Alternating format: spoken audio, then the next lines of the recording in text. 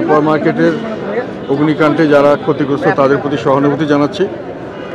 এখন কি বলবো, আর এখন প্রতিদিনই এরকম সহানুভূতি জানাতে হচ্ছে। আর সরকারের কাছে দাবি জানাচ্ছি যে এই ধরনের ঘটনায় যারা বিভিন্নভাবে ক্ষতিগ্রস্ত হচ্ছেন, সর্বশান্ত হচ্ছেন, তাদের দিকে যেন একটু দেখেন। তাদের তো এই দেশের নাগরিক হিসেবে তাদের বেঁচে থাকার একটা অধিকার আছে। আর মানুষের সমাজ গঠন করে, রাষ্ট্র গঠন করে, সরকার গঠন করে একটাই উদ্দেশ্য, সেটা হলো আমার জানমালের নিরাপত্তা। তো জানমালের নিরাপত্তা তো সরকার সম্পূর্ণ ব্যর্থ। এটা আমি আগে বলেছি, এখনও বলছি, এবং একেবারে জোর দিয়েই বলছি। কেননা কোনোখানে কারো কিছু নিরাপত্তা নেই। আমরা নিজেরাই নিজেদের যতটুকু নিরাপত্তা রাখতে পারি, যেটা গতবার আমি বলেছিলাম যে আল্লাহর দয়ায় আমরা এখন নিজেকে নিরাপত্তা রেখে এইভাবে আমাদের নিরাপত্তা নিশ্চিত করতে হচ্ছে।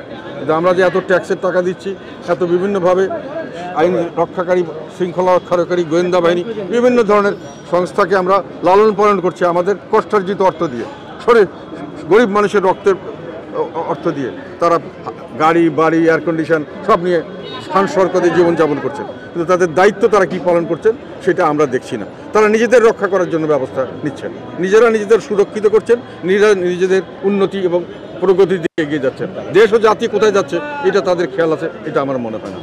একটা কথা হলো যে নাশকতা হলে তো সরকারেরই দায়িত্ব এটাকে দেখা এবং বের করা। এবং এটা খুব দুর্ভাগ্যজনক যে মানে আমি বলতে চাই না, কিন্তু কথাটা হলো যে কোনো একটা কিছুর মানে আক্রমণের আগেই আক্রমণটাকেই ধরা হয় আত্মরক্ষার এক ধরনের কৌশল। এখন ওই ধরনের সরকারের কথাবার্তা শুনে মনে হচ্ছে যে ওনারা office is the best defence করে নিজেরাই এখন মানুষকে দোষারোপ করা শুরু করছে। আর মানুষকে দোষারোপ করেন, আপনি নিজেকে আগে দোষারোপ করেন, নিজে কি ব্যর্থ হয়েছেন। যদি কেউ নাশকতা করে সেটা দেখার দায়িত্ব তো তাদের। কাজে এইটা বলে তো দায় সারা যাবে না। এবং আমরা খুবই মর্মাহত যে এই ধরনের কথা বলে একটা মস্করা হচ্ছে। এটা জনগণের কষ্ট, জনগণের কোথায় যাচ্ছে কোনো খবর নেই। আর এগুলো নিয়ে আমরা বিভিন্ন ধরনের রাজনৈতিক বক্তব্য দিচ্ছি। প্রত্যেকের একটা ধারণা থাকা উচিত যে এটা সাধারণ মানুষ ক্ষতিগ্রস্ত হচ্ছে, যে কোনোভাবে আমাদের তার রক্ষা করতে হবে এবং তার দায়িত্ব আমাদের আছে। সরকারের এটা উপলব্ধি হওয়া উচিত। আমরা অত্যন্ত আমরা মর্মাহত যে এই ধরনের বিষয়কে এই কথা বললে দায়িত্ব নিয়ে কথা বলতে হবে। কারণ মানুষের কাছে বিশ্বাসযোগ্য কথা বলতে গেলে তথ্য উপাত্ত নিয়ে কথা বলতে হবে, সাক্ষী প্রমাণ নিয়ে কথা বলতে হবে। এবং এটা হলে তার যাতে ভবিষ্যতে না হয় তার ব্যবস্থা দেখতে চাই আমরা।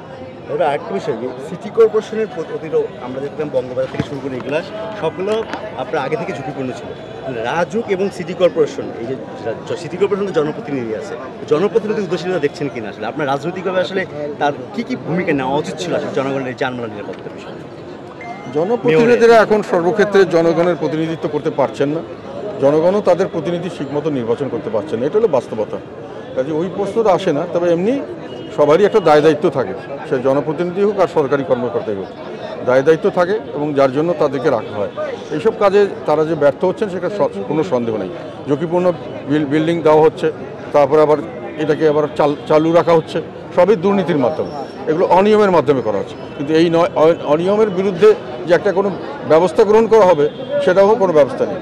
ফলে দুর্নীতিতে দেশ ছেয়ে গেছে, কোনো আইন শৃঙ্খলা নিয়ম কারণ কেউ কিছু মানছেন না এবং না মেনে পার পেয়ে যাচ্ছেন। আর তার ফলশ্রুতিতে সাধারণ নিরীহ মানুষ সর্বশান্ত হচ্ছেন, বিভিন্নভাবে ক্ষতিগ্রস্ত হচ্ছেন এবং তার দায়িত্ব সম্পূর্ণ সরকারের। সংবাদ, ফিচার ও অনুষ্ঠানের জন্য ভিজিট করুন সংবাদ প্রকাশের ওয়েবসাইট এবং যুক্ত থাকুন ফেসবুক পেজ ও ইউটিউব চ্যানেলের সঙ্গে।